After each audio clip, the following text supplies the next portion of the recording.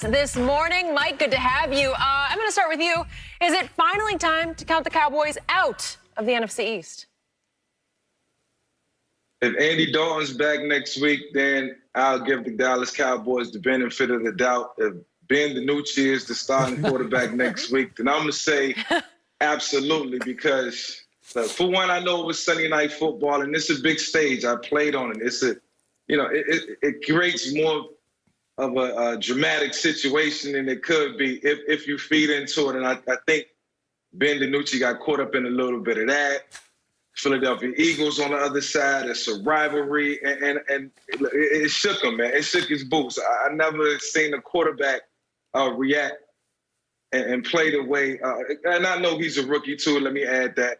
But, that was tough. That was tough to watch yesterday. After watching other rookies around the league, it makes me question, to some degree, the Dallas Cowboys' evaluation of talent at times. Because, look, I mean, any quarterback you bring in, he got to be evaluated from the top down. And the arm strength wasn't there, the confidence wasn't there, and I had to honestly tell my son, look, go play.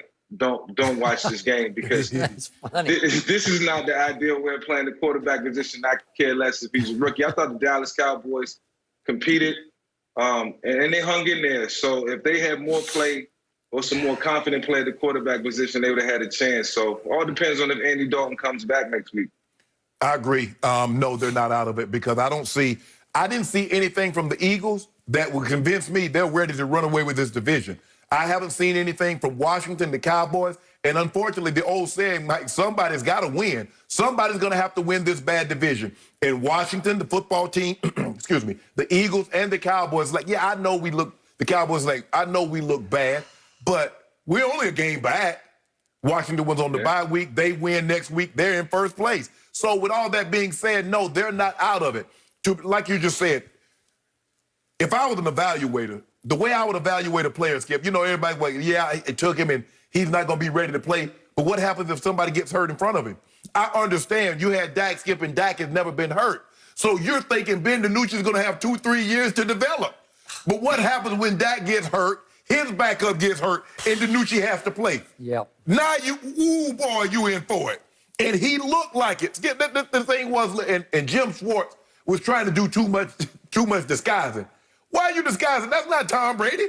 That's not Peyton Manning or Mahomes back there. Just line up in him and come get it, because he hasn't been in the league long enough to distinguish whether or not they're gonna fail or not. And you see when they came and they forced the fumble, they just lined up in it. They ran the exact same blitz that Wolf Hunter hit Wentz in his mouth with. Yep. They ran the same blitz and they hit him in his mouth. He fumbled the ball, they scooped and scored. So for me, Skip, no. Nobody is running away with this division. If you count six wins as winning the division as running away, because I believe that's what the winning of this division is going to have.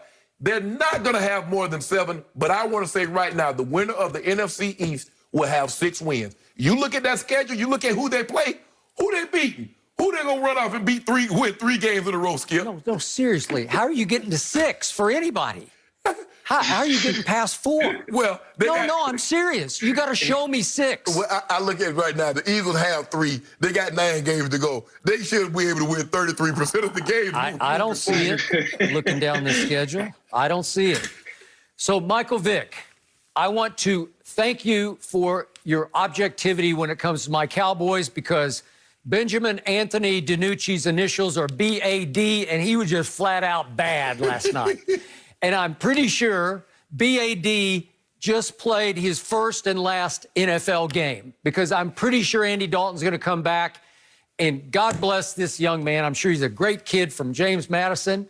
He just doesn't look to me like he can play pro football. To Michael's point, I didn't see the arm strength. I saw wild high. I know it was windy and a little drizzly, but I didn't see poise. I didn't see confidence. I didn't see mental toughness. I saw flinchy and fidgety, and I got to bolt the pocket at the first sign of pressure. And despite all that, when I woke up this morning, I thought my team should have won that game. My team actually, they forced 4 turnovers from Carson Wentz. My partner calls him walk it to him, Wentz. I now call him give it to him, Wentz, because he gives it to us again and again and again. Everybody gets it. To everybody.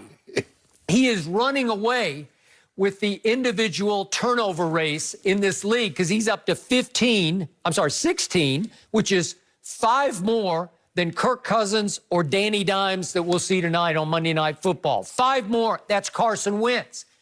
He kept my team afloat. And not only that, but the 4th one came early in the 3rd quarter, and my team suddenly started driving, not because of BAD Ben DiNucci, because they started actually doing what Shannon's called for them to do from the first of the year. They started actually handing it to number 21, and he goes 9 yards, 6 yards, 8 yards, and he needs a little rest because he makes a lot of money and he needs a little blow. And here comes my backup, who's pretty good, and he's a good change of pace. And Tony Pollard, he's got a little wiggle and a little burst to him that Zeke doesn't have, and he goes for 7 and he goes for 9. And all of a sudden it winds up 2nd and 8 from the Philly 26. Wait a second, we're going in for what could be the 16-7 touchdown. That would feel like 36-7 in a game like this. And what happened on the next play? My coordinator, Kellen Moore, calls a trick play, a gadget play, if we could see this. Cedric Wilson's going to throw it, except he gets thrown for like a 30-yard loss by Fletcher Cox. I don't know what you're doing. If you just keep pounding and running, run it down their throats. Yep. They can't stop you. They're on their heels. But you think you got to trick them because you got a 7th-round rookie at quarterback, and it blew up in your face. And they missed the 52-yard field goal, and that to me basically was the beginning of the end. Well, your coach did say he had a few more trick plays up his sleeve that half, so. remember? Yeah, I guess so. I'll say this, too. To DiNucci's credit, it looked like the Dallas Cowboys was trying to play a real conservative offense, too. A lot of screen passes, it seemed like they wanted to just get the ball out of his hands, and they didn't take the right approach in terms of giving him the best opportunity to go out there and play with some confidence. If you got a young guy like that, you have to get him involved early. You have to get him some confidence, get him some easy completions, and get him into the flow of the game. But I guarantee you this, after all is said and done, Dak will be getting a $500 million contract next year because this validates that the Dallas Cowboys need Dak Prescott behind the center. I don't care about anybody else who steps out there. Dak gonna get a $500 million. Okay, but think back to the last time Dallas played at Philadelphia last December. It was for all the marbles in the NFC least. Dak did have a bum shoulder, wasn't able to practice, but my team managed to score 9 points in that game, which is what Nooch scored last night. He scored 9, Dak scored 9, and Carson Wentz scored 17 in December to win 17-9. Would you believe my defense? I saw rays of light last night. I saw signs of hope. My defense held Carson Wentz and company to 14 points because there was a scoop and score touchdown and a safety. I guarantee you, if the Eagles had turned the ball over in December 4 times against Dak, he was going to get more than 9 points. I would hope so. He going to get more than 9 points. Andy Dalton would have gotten more than 9 You points. might be right. Absolutely. You might be right. But they're in trouble. But the thing is, so Michael, help us out. What are you seeing from Carson Wentz? I mean, has he just become a turnover machine? Is he losing confidence? Should they think about playing Jalen Hurts a little bit more? What's up? No, Carson is in a good position right now. I mean, look, they're at the top of the division, so he can take a step back and going into the bye, kind of look at the mistakes he's made. And this will give him a chance to just kind of woosah a little bit. He need to, just take a step back from the game and, just stop pressing. I think he's trying too hard. I think he feels like the weight of the world is on his shoulders, which it is, at times at the quarterback position. But, he's taking the brunt of the blame for everything, and he's taking all the responsibility. So he's putting the onus on himself, and it's forcing him to try to do everything, and you can't do everything at quarterback. You got to take it one play at a time, and it's hard to do when the game is moving so fast and when you got the ball in your hands. But I think he's gaining more control of this team. He'll get better as the season goes on. I honestly think that way. well, he better not get any worse, Skip. And you talking about, is he losing confidence? Hell no, I want him to lose confidence because you see those throws he keep making because he has too much confidence. He think he Mahomes. He's trying to throw the ball in that gale force wind 30 yards down the field into the end zone, and they got him double covered. And then he throws one to try to start, I think it's Hightower, and he overshoots him, and Diggs picks him. No, his problem is he has too much confidence. He's holding on to the ball. That first fumble, Mike, when they showed the 22 version, I'm like, what the hell do you see? There is nobody on that side of the field. There was no reason for him to hold on to the ball. Just throw the ball. You're outside the pocket. Just throw it away now. What are you trying to do? He motioning for somebody to come. The dude's on the other side of the field, Skip, and he's motioning like, get over here so I can throw it to you. Throw it to who? What? He's doing too much. He's doing too much. And You gotta slow it down.